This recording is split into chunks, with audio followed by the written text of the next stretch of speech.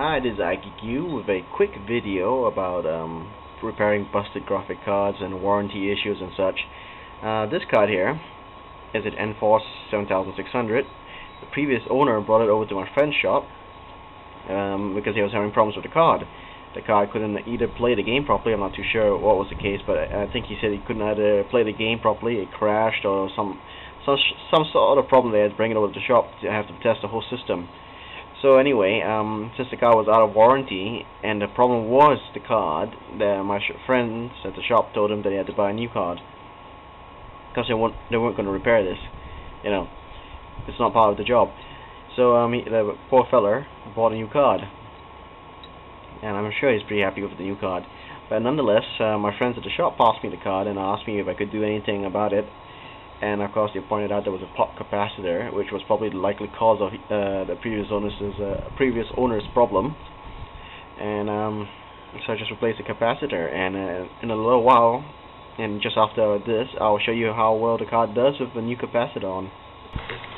As you can see, my computer's on, and it's happily playing on Jolly Cloud this video. As you can see, there's no artifacts or anything. Now that comes back to the solution of the problem. What you do with such a case. Well, anyway, what you could do is you pop out your card from your PC, right, and check if there's any pop capacitors. If there is, and you mark them. Then what you do is before you do anything, you go on YouTube and look for a video on how to solder.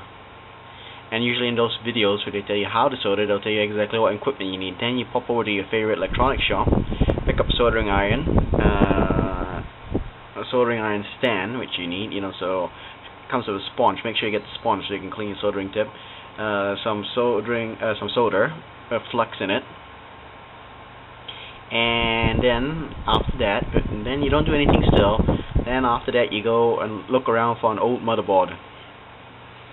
Dead one preferably. You can't find any dead motherboards or old motherboards, and you go to garage sales or whatever and try to salvage one.